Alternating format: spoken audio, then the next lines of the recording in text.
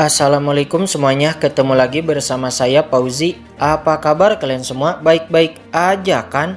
Oke lah ya, kali ini kita akan melanjutkan spoiler film donghua terbaru yang berjudul Fearless Battle Spirit.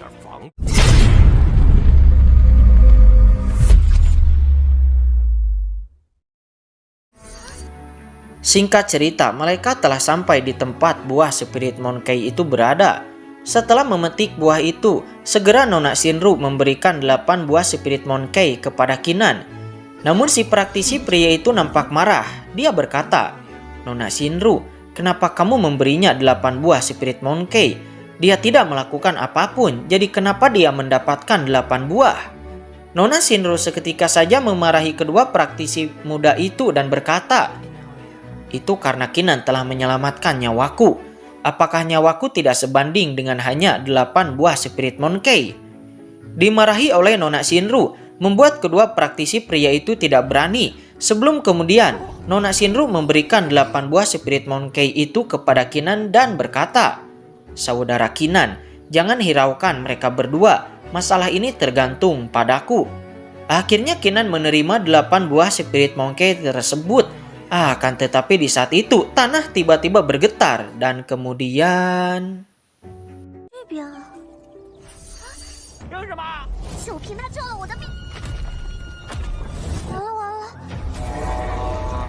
ya, tiba-tiba sekelompok Monster Beast yang mengerikan yang disebut Blood-Eyed Bull King tiba-tiba muncul.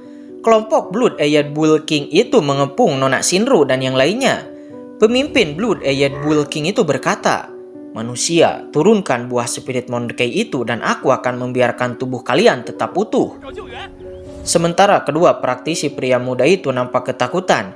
Mereka berdua kemudian ingin melarikan diri seraya berkata, "Nona Shinru, kamu tahan mereka, kami akan pergi untuk mencari bantuan." Mendengar itu Nona Shinru kesal kepada kedua praktisi muda ini. Akan tetapi tidak ada satu orang pun yang dibiarkan lari oleh Monster Beast Blood-Eyed Bull King. Nona Shinru meminta maaf kepada Kinan karena telah menyeret Kinan ke dalam masalah ini. Akan tetapi Kinan berkata, "Itu tidak masalah." Sebelum kemudian tatapan Kinan tertuju kepada pemimpin kelompok Blood-Eyed Bull King dan memberi peringatan. "Blood-Eyed Bull King, aku menyarankanmu dan anak buahmu untuk pergi dari sini. Jika tidak, jangan salahkan aku karena bertindak kasar." Namun mendengar peringatan dari Kinan, Blood-Eyed Bull King itu sama sekali tidak takut kepada Kinan. Dia malah berkata, "Bocah kecil dasar sombong, aku akan mencincang dagingmu menjadi berkeping-keping."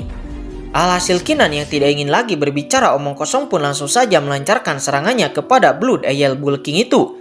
Sehingga kemudian hanya dengan satu serangan dari Kinan, Blood-Eyed Bull King itu dikalahkan dan meninggal.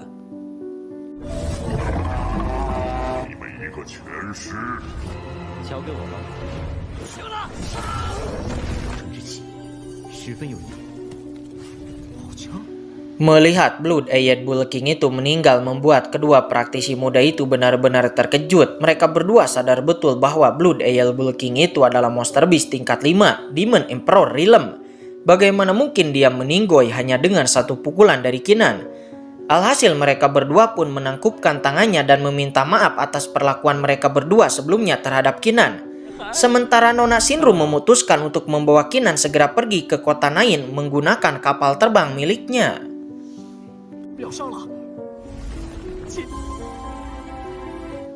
Di kapal terbang, Kinan mengeluarkan buah Spirit Monkey sebelumnya dan mendapati bahwa buah ini mengandung banyak energi murni yang sangat berharga untuk kultivasi Nascent Soul-nya. Alhasil Kinan pun memanfaatkan kesempatan ini untuk meningkatkan kultivasinya. Setelah beberapa lama berkultivasi, Kinan menyadari bahwa Nascent Soul-nya telah mencapai puncaknya. Dan sepertinya hanya masalah waktu untuk Nascent Soul-nya dapat menarik kesengsaraan guntur surgawi untuk terobosannya. Nona Shinru mengabarkan bahwa kita sudah sampai di kota Nain. Kinan melihat kota itu dan menyadari bahwa kota ini sangatlah megah. Ini benar-benar jauh jika dibandingkan dengan domain yang lebih rendah. Mereka berempat kemudian turun dari kapal terbang. Kemudian kedua praktisi pria itu langsung pamit pergi. Sementara Nona Shinru membawa Kinan berjalan-jalan di kota Nain. Di saat berjalan-jalan, Nona Shinru menjelaskan kepada Kinan bahwa kota Nain memiliki 3 kekuatan besar. yaitu penguasa kota, keluarga Pan, dan cabang aliansi Shengdao. Walaupun kota ini tidak sebaik kota Tiger, tetapi kota Nain juga merupakan salah satu dari 10 kota terbaik kerajaan kuno dan memiliki hadiah kerajaan artefak suci kuno. Beberapa waktu kemudian mereka sampai di markas utama keluarga Pan, yaitu keluarga Nona Pan Shinru. Segera Nona Shinru membawa Qinan untuk masuk ke dalam kediaman keluarga Pan, karena aku ingin mengenalkanmu dengan ayahku. Sementara Qinan menggunakan mata dewa perangnya dan mendapati bahwa di keluarga Pan ini ada beberapa master, di mana ahli martial Higes dan juga 3 puncak martial Ancestor dan lebih dari 20 martial Emperor. Melihat banyaknya praktisi kuat di keluarga Pan, mereka memang pantas untuk menjadi salah satu kekuatan besar.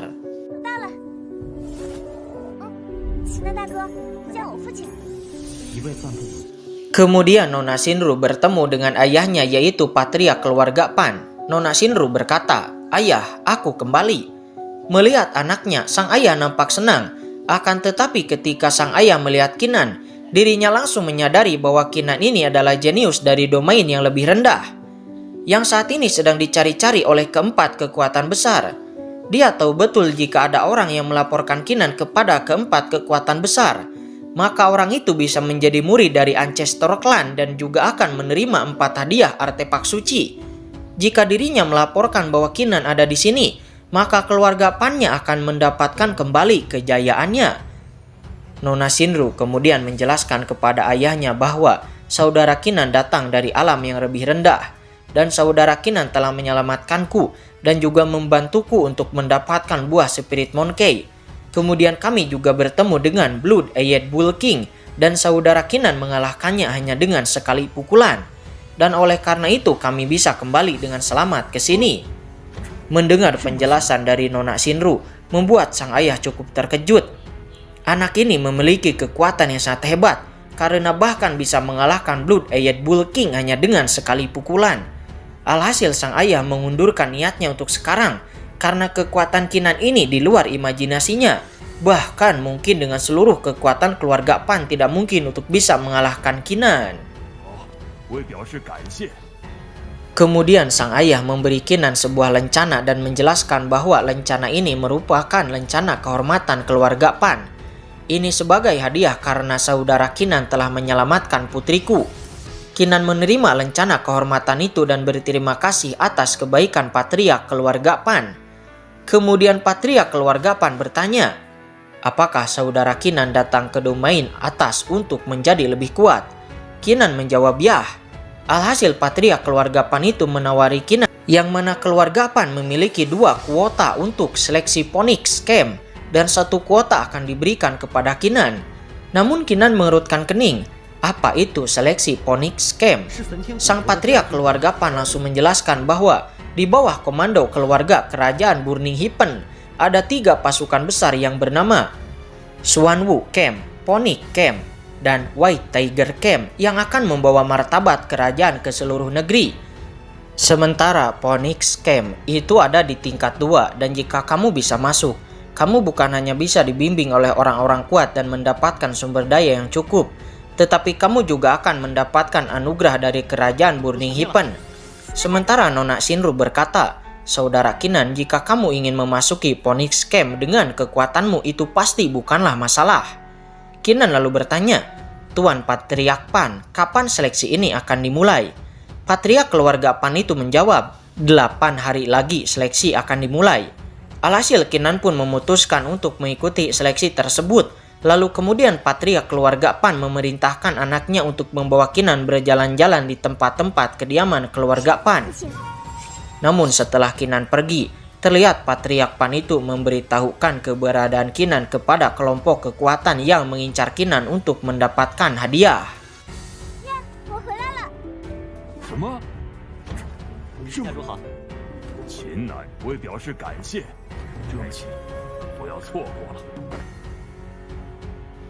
Sementara Qinan saat ini terlihat dia dicegat oleh seorang praktisi pria. Diketahui pria ini bernama Pan Xiao. Pan Xiao langsung memperingatkan Qinan untuk jangan sombong di keluarga Pan ini, dan juga memperingatkan Qinan untuk menjauhi Pan Shinru, karena Pan Xinru merupakan gadis dari saudaraku. Pan Xinru langsung saja memarahi Pan Xiao untuk jangan beromong kosong di sini. Namun Qinan yang sangat malas sekali beromong kosong pun langsung saja menantang Pan Xiao untuk bertarung dengan dirinya jika Pan Xiao memiliki keluhan dengan dirinya. Namun kedatangan Pan Xiao hanya untuk memperingatkan Qinan, sementara untuk bertarung dengan Qinan dirinya tidak berani, karena sebelumnya dirinya juga telah mendengar bahwa Qinan telah membunuh Blood Eyed Bull King hanya dengan satu pukulan, sehingga kemudian Pan Xiao dengan cepat pergi dari sana. Nona Xinru meminta maaf kepada Qinan karena lagi-lagi gara-gara kamu terjerat sebuah masalah. Namun Qinan tidak menganggap masalah itu besar. Sebelum kemudian Qinan berkata, "Aku ingin pergi untuk membeli sesuatu, apakah Nona Xinru bisa meminjamkanku uang?" Nona Xinru menjawab, "Sebenarnya saudara Qinan, kamu tidak perlu meminjam uang kepadaku, karena lencana kehormatan itu bisa menghabiskan 20 juta batu yuan di kota Nain." Qinan tidak menyangka bahwa lencana kehormatan itu bisa mengeluarkan uang sebanyak itu. Sebelum akhirnya Qinan pun pamit kepada Nona Xinru, dan Nona Xinru tidak perlu menemaniku. Qinan lalu pergi ke pusat informasi. Dia ingin mencari informasi apakah aliansi Shengdao bisa melacak Putri Miao Miao dan yang lainnya. Namun ketika Qinan akan masuk ke lantai kedua, tiba-tiba seorang penjaga menghentikan Qinan dan berkata, "Jika kamu ingin masuk ke lantai 2, maka keluarkan undangan." Namun Qinan mengurutkan kening karena dirinya tidak mempunyai undangan. Si penjaga berkata, "Apakah kamu berasal dari domain yang lebih rendah? Pantas saja kamu tidak tahu aturan." Di mana si penjaga ini meremehkan orang-orang dari domain yang lebih rendah. Kemudian seorang penatua gendut keluar. Dia berkata, "Yah, itu benar. Seekor anjing dari domain yang lebih rendah tidak pantas untuk masuk ke sini." Alhasil Qinan pun menjadi sangat marah dan lalu merilis mata kiri Dewa Perang. Dan seketika membuat si penjaga dan si penatua itu berlutut di hadapan Qinan. Qinan berkata, "Hei gendut, bukannya kamu membenci orang-orang dari domain yang lebih rendah?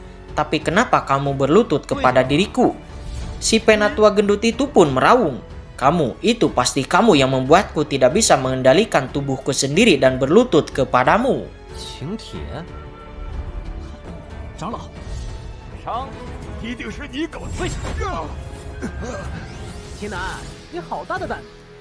Kemudian seorang praktisi lainnya keluar dari aliansi Shengdao. Pria itu sangat marah ketika melihat bahwa Qinan berani menyerang penatua aliansi Shengdao-nya. Dirinya langsung memanggil tim penegakan hukum penguasa kota untuk datang ke sini. "Qinan, tim penegakan hukum penguasa kota akan segera datang dan membereskanmu," kata si pria itu. "Tapi sebelum tim penegakan hukum itu membereskanku, aku akan menghajarmu terlebih dahulu," kata Qinan seraya akan melancarkan serangan kepada pria itu. Akan tetapi di saat itu, tim penegakan hukum sudah tiba di sana dan mengepung Qinan. Akan tetapi dengan satu kali serangan, semua tim penegakan hukum itu pun dikalahkan oleh Qinan. Membuat si pria itu sangatlah marah dan berkata, "Qinan, berani-beraninya kamu memprovokasi aliansi Shengdao dan juga tim penegakan hukum penguasa kota. Qinan, apakah kamu sudah bosan hidup?" Namun Qinan langsung mendatangi pria itu dan lalu mencengkram leher pria itu dan mengangkatnya tinggi-tinggi ke udara. "Aku pikir kamulah yang bosan hidup," kata Qinan. Si pria itu kemudian meminta Qinan untuk melepaskannya. Qinan mengabulkannya dan lalu melepaskan pria itu dengan melemparkannya ke tempat yang sangat jauh.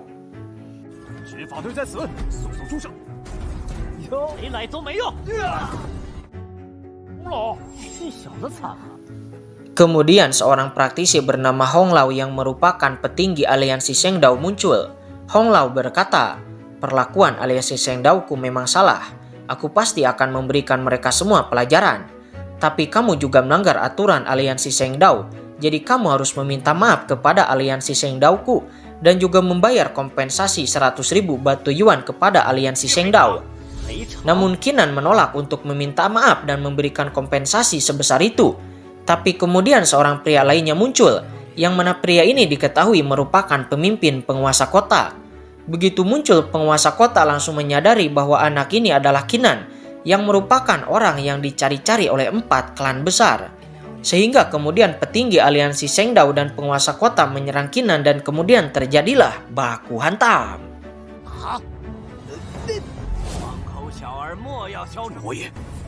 跪下，玉长老。什么？继承主，你。 Pada akhirnya Kinan berhasil mengalahkan mereka berdua. Akan tetapi di saat Kinan akan menghabisi mereka berdua, tiba-tiba patriark keluarga Pan muncul dan lalu menghentikan Kinan. Kemudian Hong Lao berkata, "Kamu datang tepat waktu sekali patriark Pan. Orang dari domain yang lebih rendah ini telah melanggar aturan dan jadi tolong tangkap dia." Namun patriark Pan malah memarahi Hong Lao dan berkata, "Buka matamu baik-baik, Kinan ini adalah tamu kehormatan keluarga Panku." Hal itu membuat Hong Lao dan juga penguasa kota terkejut tidak menyangka bahwa patriark Pan ini akan membela Kinan. Akan tetapi kemudian patriark Pan berkata dengan menggunakan transmisi suara kepada penguasa kota, yaitu bahwa Kinan ini adalah orang yang dicari-cari oleh 4 klan besar dan aku telah melaporkan Kinan ini kepada ke-4 klan besar. Dan ke-4 klan besar akan segera datang ke kota Nain dalam waktu 3 hari. Oleh karena itu kita hanya perlu menahan Kinan berada di kota ini selama 3 hari. Dan saat orang-orang itu tiba, maka kita akan membagi hadiahnya secara adil. Setelah mendengar transmisi suara dari patriark Pan membuat penguasa kota itu mengerti maksud sebenarnya dari patriark Pan. Sehingga alhasil penguasa kota pun memberi hormat kepada Kinan dan meminta maaf. Namun Hong Lao yang tidak mengetahui rencana dari penguasa kota dan patriark Pan malah tidak menerima hal itu. Sehingga kemudian penguasa kota meminta agar Hong Lao membayar kompensasi sebanyak 1000 batu yuan kepada Kinan untuk menenangkan kemarahan Kinan. Kinan berkata, "Aku tidak memerlukan 100.000 batu yuan itu. Aku hanya ingin kamu untuk membawaku ke lantai kedua karena aku ingin mendapatkan beberapa informasi." Namun Hong Lao yang sudah ketakutan pun memberikan Kinan 30.000 batu yuan sebagai kompensasi. Kinan pun menerimanya dan lalu meminta Hong Lao untuk membawanya ke lantai kedua cabang aliansi Shengdao. Oke guys, spoilernya udah bersambung. Gimana, seru gak tuh? Lanjut gak nih? Tapi Mimin ingatkan bahwa ini adalah spoiler yang mana film aslinya belum rilis. Namun untuk jalan cerita, Mimin yakin 90% akan sama dengan filmnya yang nanti rilis. Namun mungkin ya beberapa adegan akan sedikit diubah sih guys, tapi gak ngaruh.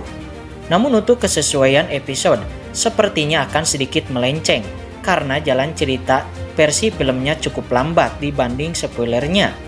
Jadi kalau kalian ingin lanjut spoilernya, silahkan komen guys. Oke, mungkin itu aja. Mimin pamit. Wassalamualaikum warahmatullahi wabarakatuh.